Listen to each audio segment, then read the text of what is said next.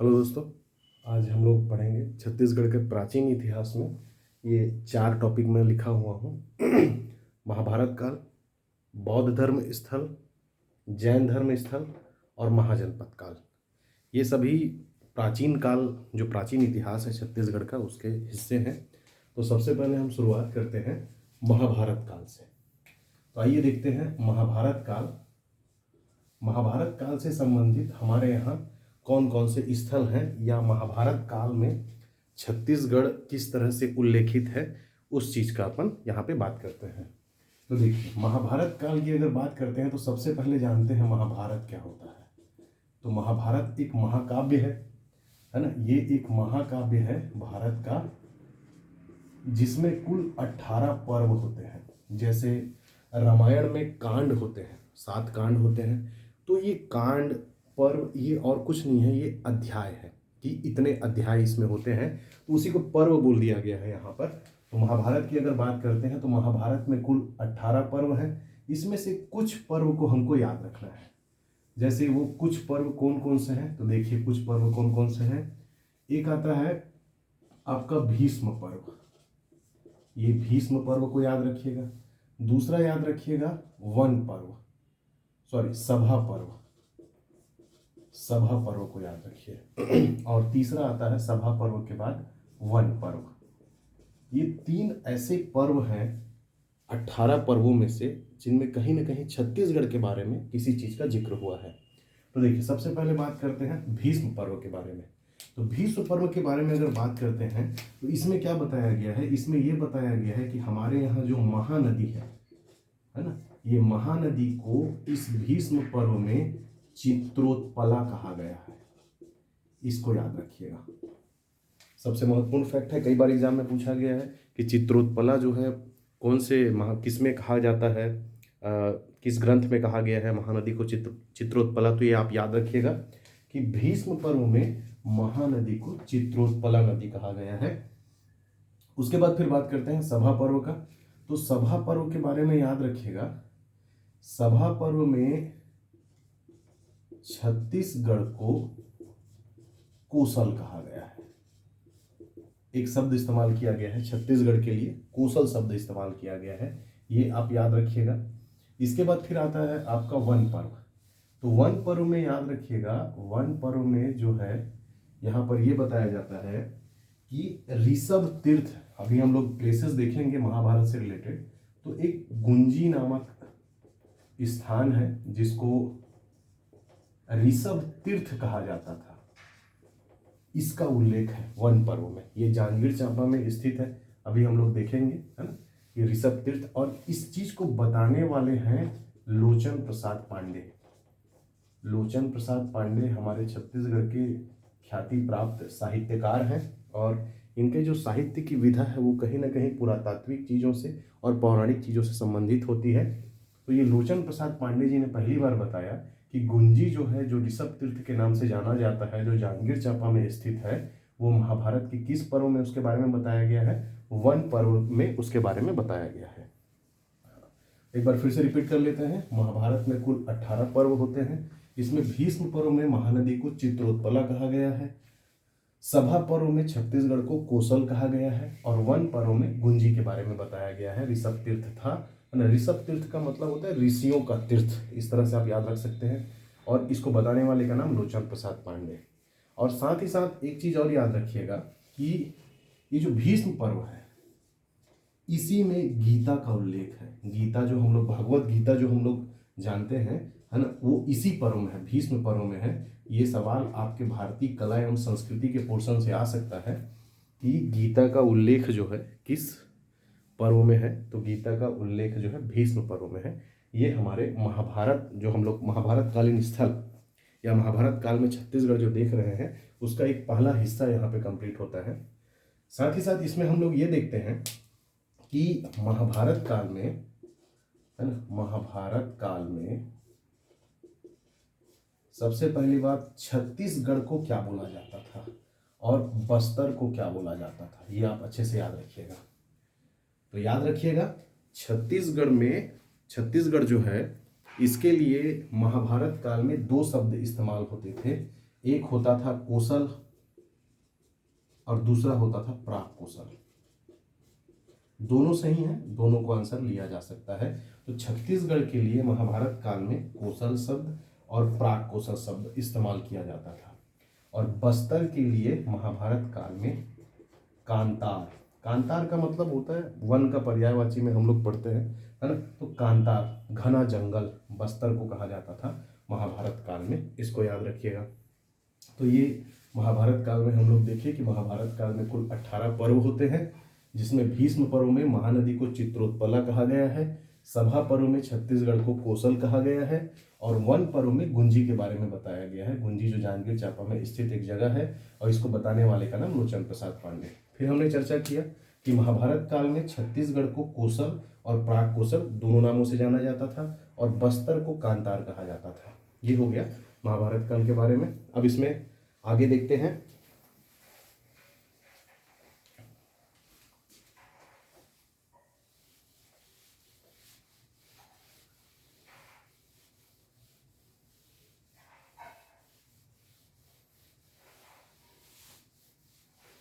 देखिए, अब आता है महाभारत कालीन स्थल। स्थलों की अगर बात करते हैं तो महाभारत कालीन कौन कौन से स्थल हैं जिनके बारे में हमको जानना है। तो देखिए, स्थलों के बारे में चर्चा कर लेते हैं अपन।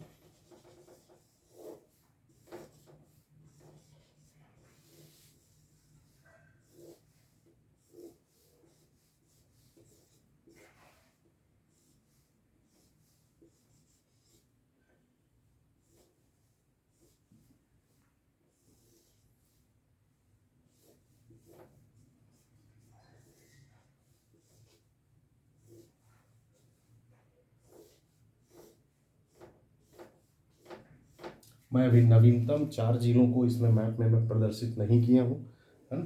तो चलिए इसमें देखते हैं कि महाभारत कालीन स्थल कौन कौन से हैं। तो सबसे पहले याद रखिएगा बिलासपुर में रतनपुर, ये याद रखिएगा। उसके बाद फिर याद रखिएगा बिलासपुर में रतनपुर। फिर आ जाइए आप धीरे से रायपुर में आ जाइए आप आरंग। उससे पहले जांजगीर चांपा में देख लेते हैं। जांजगीर चांपा में हमारा एक जगह है गुंजी। फिर नीचे आ जाइए रायपुर, रायपुर में हमको मिलेगा आरंग। फिर आ जाइए महासमुंद, तो महासमुंद में हमको एक जगह मिलेगा सिरपुर, और दूसरा जगह मिलेगा खल्लारी। ये इतने जगह हमको याद रखना है जो महाभारत कालीन है। फिर से देखते हैं, रतनपुर बिलासपुर में, गुंजी जांजगीर चांपा में, सिरपुर महासमुंद में, खल्लारी महासमुंद में, आरंग जो है ये भी आपका कहाँ है, रायपुर में है आरंग जो है। अब इसके बाद फिर नाम जानने के साथ साथ हमको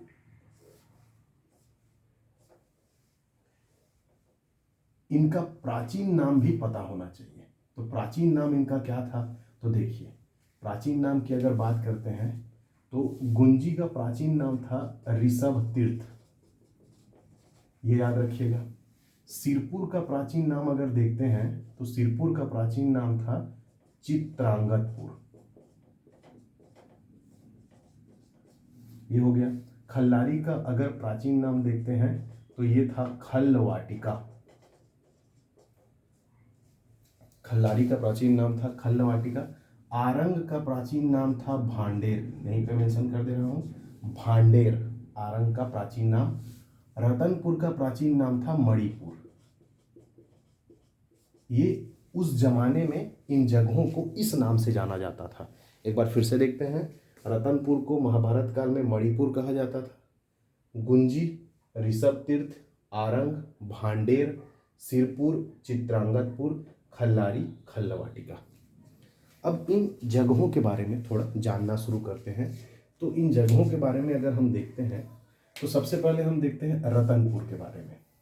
तो रतनपुर के बारे में याद रखिएगा, यह जो है मोरध्वज और ताम्रध्वज, याद रखिएगा मोरध्वज, इसको याद रखिएगा, मोरध्वज और ताम्रध्वज दो महाभारत कालीन शासक हैं। मोरध्वज प्लस मोरध्वज के पुत्र का नाम था ताम्रध्वज, ये इनकी राजधानी थी, कि राजधानी, इतना याद रखिएगा। इसके बाद आता है आरंग। तो आरंग जो है वो सिर्फ और सिर्फ मूरध्वज की राजधानी थी। ये याद रखिएगा, रतनपुर दोनों की राजधानी थी, मूरध्वज और ताम्रध्वज, लेकिन आरंग किसकी राजधानी थी? मूरध्वज की राजधानी थी। अब बात करते हैं चित्रांगदपुर की। तो चित्रांगदपुर का याद रखना है कि ये अर्जुन और इसकी पत्नी चित्रांगदा, अर्जुन और उसकी पत्नी चित्रांगदा दोनों से पुत्र हुआ बब्रुवाहन। बब्रुवाहन, और इस बब्रुवाहन ने अपनी माता चित्रांगदा के नाम से सिरपुर को बसाया और उसको नाम रखा चित्रांगदपुर। ठीक है। उसके बाद फिर खल्लारी की बात करते हैं। तो खल्लारी का प्राचीन नाम था खल्लवाटिका, और इसके बारे में आपको याद रखना है, यहाँ पे लाक्षागृह जो है ना, लाक्षागृह याद रखिएगा, जो महाभारत काल में पांडवों को षड्यंत्र पूर्वक मारने के लिए दुर्योधन ने जो बनवाया था लाख का घर, वो लाक्षागृह यहाँ बनाया गया था, ऐसा जनश्रुति है। देखिए ये जितना चीज मैं बता रहा हूँ ये सब जनश्रुति पे आधारित है, इसका वास्तविक साक्ष्य या कोई ऐसा प्रमाण या ऐसा कोई शिलालेख जो है ये इसमें प्राप्त नहीं हुआ है, तो ये जनश्रुति पे आधारित है ना। तो लाक्षागृह याद रखिएगा। फिर यहीं आपको मिल जाएगा भीम खोह, भीम का गुफा, यहीं आपको मिल जाएगा भीम के पद चिन्ह। तो भीम से संबंधित कोई भी चीज कहाँ प्राप्त हुआ है, ऐसा अगर आपका सवाल आता है तो याद रखिएगा ये सब का सब खल्लारी आएगा। लाक्षागृह, भीम खोह, भीम का पद चिन्ह। ठीक। इसके बाद फिर याद रखिएगा है ना, सिरपुर, सिरपुर का क्या बताया, अर्जुन और चित्रांगदा पति पत्नी थे, इनका पुत्र हुआ बब्रुवाहन, इसने अपनी माता चित्रांगदा के नाम से चित्रांगदपुर बसाया, जिसे वर्तमान में हम सिरपुर के नाम से जानते हैं। गुंजी का उतना ही है ना। रतनपुर, रतनपुर को याद रखना है, यह मूरध्वज और ताम्रध्वज दोनों की राजधानी थी, लेकिन आरंग जो है केवल मूरध्वज की राजधानी थी, इतना आपको पता होना चाहिए। ये महाभारत कालीन स्थल, तो हमारा सेकंड लास्ट टॉपिक महाभारत कालीन स्थल जो है इतना ही है, इसको इतना याद रखना। अब इसके बाद फिर कुछ और चीज देखते हैं महाभारत काल का। तो देखिए पहला मैं स्पेशल फैक्ट आपको बता रहा हूँ है ना, कुछ विशेष फैक्ट देखते हैं अपन। देखिए पहला फैक्ट याद रखिएगा कि ये जो छत्तीसगढ़ है हमारा, मतलब ये जो क्षेत्र है ना, ये महाभारत में सहदेव के द्वारा जीता गया क्षेत्र बोला गया, मतलब सहदेव के द्वारा जीता गया क्षेत्र, जिसको प्राक कौशल कहा गया है महाभारत में, प्राक कौशल ही छत्तीसगढ़ था। इसको याद रखिएगा। क्या लिखा हूं, ऐसा माना जाता है कि ये जो क्षेत्र है हमारा छत्तीसगढ़, किसके द्वारा जीता गया था, सहदेव के द्वारा जीता गया था। इसको याद रखिएगा, सहदेव। और जब जीता गया तो उस समय उस क्षेत्र को क्या बोला गया, प्राक कौशल बोला गया। इसके बाद दूसरा फैक्ट याद रखिएगा कि यहां पर महाभारत कालीन इक्ष्वाकु वंशीय शासकों का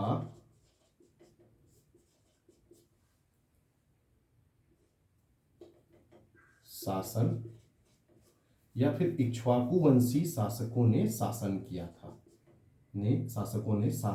था, ये याद रखिएगा। दूसरा फैक्ट मैंने आपको बताया कि महाभारत काल में एक वंश हुआ जिसको बोला गया क्या, इक्ष्वाकु वंशीय शासक। तो इक्ष्वाकु वंशी शासकों ने हमारे छत्तीसगढ़ क्षेत्र में शासन किया है, ये दूसरा फैक्ट हो गया। फिर तीसरा फैक्ट याद रखिएगा, तीसरा फैक्ट ये कहता है हमारा कि तीसरा फैक्ट बोलता है कि महाभारत काल के ही 3 राजाओं का नाम है, जिसमें क्रम को देखते हैं तो वैवस्वत मनु के बेटे का नाम था सुद्युम्न, और सुद्युम्न के बेटे का नाम था विक्सवान। तो ऐसा कहा जाता है कि इस विक्सवान को, है ना, ये जो प्राक कौशल क्षेत्र है या हमारा छत्तीसगढ़ क्षेत्र है, ये प्राक कौशल क्षेत्र विक्सवान को वो क्या बोलते हैं विरासत में मिला था, है ना। इनके दादा वैवस्वत मनु से सुद्युम्न को मिला, सुद्युम्न से विक्सवान को मिला था। इसको याद रखिएगा। ये विक्सवान यहाँ पर याद रखना है, यहाँ पर इक्ष्वाकु वंशी याद रखना है, उसके बाद फिर यहाँ पे सहदेव याद रखना है। ये चीज़ आपको याद होना चाहिए, ठीक है। तो ये हो गया छत्तीसगढ़ का महाभारत काल। महाभारत काल में इतना ही याद रखना है आपको, ठीक है। आगे चलते हैं। आगे देखते हैं बौद्ध धर्म स्थल। तो ये मेरे ख्याल से आपको समझ में आ गया होगा। चलिए आगे देखते हैं।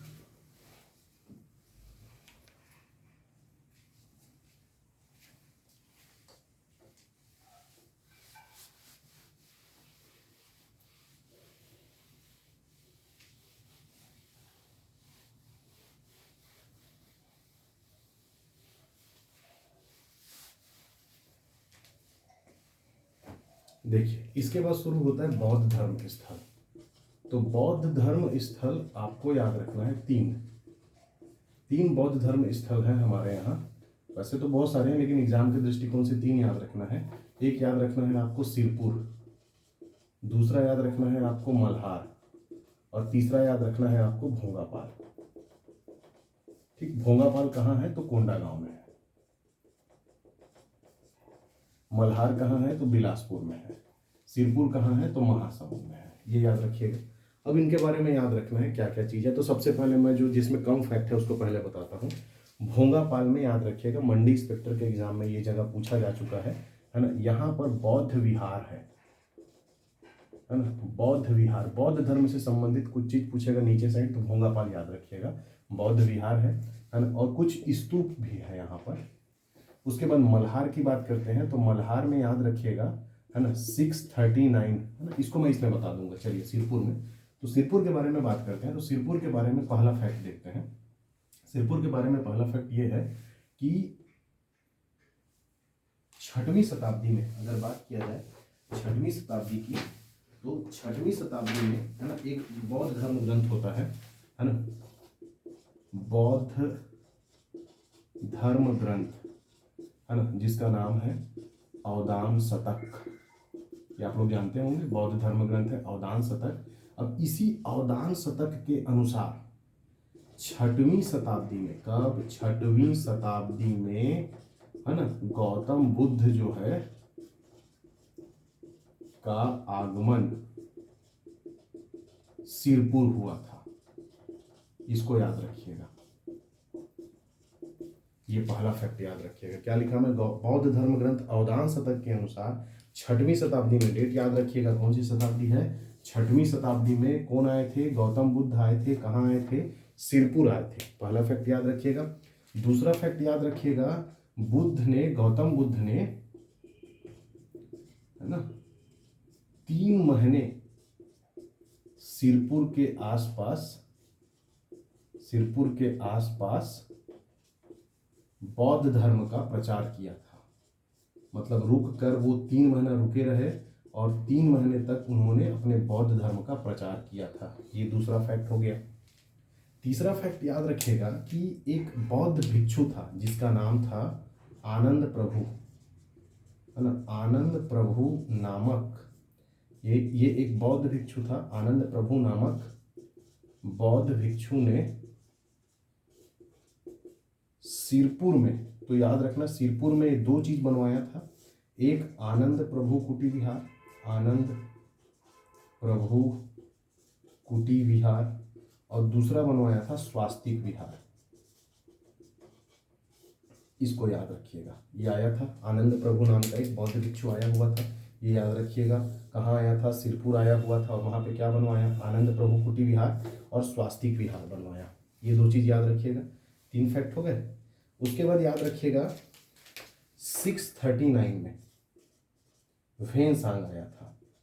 वेनसांग ने 639 ईस्वी में, याद रखिएगा, वेनसांग ने सिरपुर और मल्हार, तो ये जो मल्हार मैं लिखा हूं ना, यही मल्हार की यात्रा की थी। इसको याद रखिएगा, यात्रा की थी। अब ये भी बौद्ध धर्म से रिलेटेड चीज के लिए यहीं आया था, तो ये चीज याद रखिएगा। 639 में हम लोग आगे पढ़ेंगे जब पांडुवंश, उसमें और इसको मैं अच्छे से बताऊंगा है ना। 639 में ये बालार्जुन के समय में आया रहता है वेनसांग जो है, और किसकी किसकी यात्रा करता है? सिरपुर और मल्हार की यात्रा करता है। ठीक, ये हो गया। उसके बाद लास्ट फैक्ट याद रखिएगा कि ये जो सिरपुर है ये बौद्ध धर्म के कौन से शाखा का प्रमुख केंद्र था? तो ये महायान शाखा का प्रमुख केंद्र था। महायान शाखा का केंद्र था। अच्छे से याद रखिएगा, ये बहुत महत्वपूर्ण फैक्ट है कि सिरपुर जो है कौन से धर्म के, है ना, बौद्ध धर्म के महायान शाखा का प्रमुख केंद्र था। इतना आपको याद होना चाहिए बौद्ध धर्म से रिलेटेड जगह में। ठीक है, सिरपुर देखे, मल्हार देखे, भोंगापाल देखे, भोंगापाल में बौद्ध विहार है। मल्हार तो इस फैक्ट को इसके साथ जोड़िएगा, 639 ईस्वी में वेनसांग ने सिरपुर और मल्हार की यात्रा की थी। सिरपुर के बारे में याद रखना है, बौद्ध धर्म ग्रंथ अवदान शतक के अनुसार, है ना, ये अवदान शतक को याद रखिएगा, 6वीं शताब्दी में गौतम बुद्ध का आगमन सिरपुर हुआ था। ये पूछा जा सकता है, 6वीं शताब्दी। फिर गौतम बुद्ध यहाँ कितने महीने रुके? 3 महीने तक रुके और धर्म का प्रचार प्रसार किया। आनंद प्रभु आए, सिरपुर आए, वहाँ पर आनंद प्रभु कुटी विहार और स्वास्तिक विहार का निर्माण किया। और साथ ही साथ 639 ईस्वी में वेनसांग ने सिरपुर और मल्हार की यात्रा की थी। इतना याद रखिएगा। फिर मैं आपको बताया सिरपुर जो है महायान शाखा का प्रमुख केंद्र था बौद्ध धर्म के। ठीक, ये हो गया हमारा बौद्ध धर्म से संबंधित स्थल। इसके बाद आगे चलते हैं हम जैन धर्म से संबंधित स्थल में।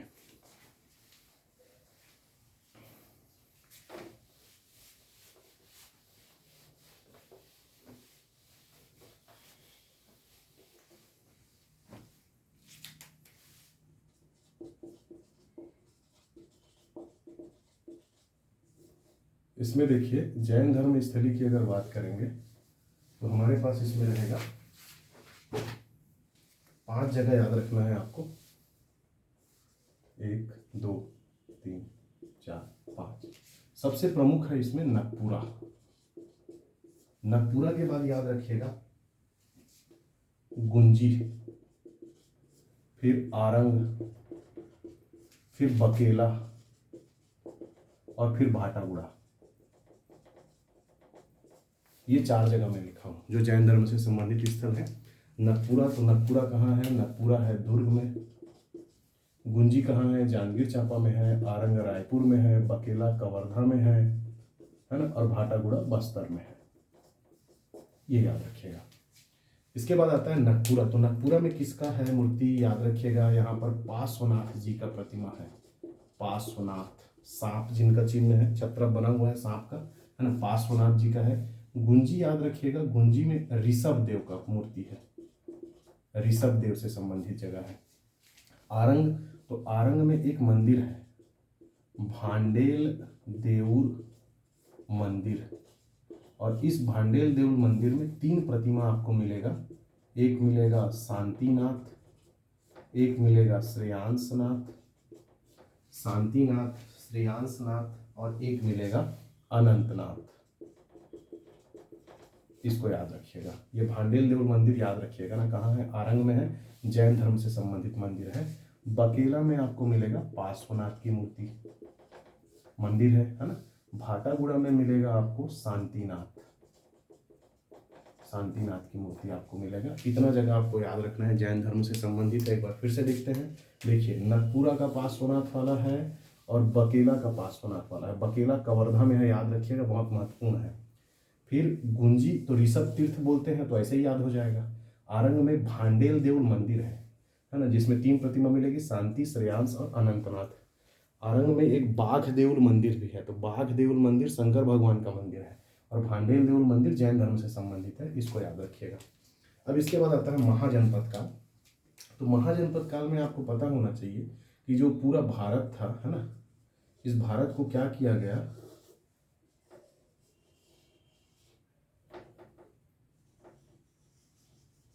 16 महाजनपदों में बांटा गया था। कितने महाजनपदों में बांटा गया था?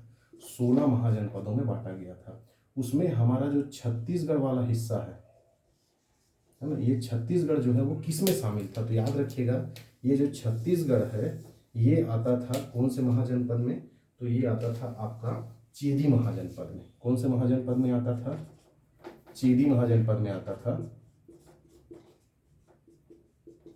और इसकी राजधानी क्या थी? तो इसकी राजधानी याद रखना है आपको, इसकी राजधानी थी शक्तिमती या शाक्तमती। इसको याद रखिएगा। महाजनपद काल में इतना ही याद रखना है कि महाजनपद काल में छत्तीसगढ़ चेदी महाजनपद के अंतर्गत आता था, जिसकी राजधानी शक्तिमती थी। ठीक है, चलिए आज की क्लास यहीं ओवर करते हैं। अगले और वीडियो में हम लोग देखेंगे आगे का। ठीक, थैंक यू।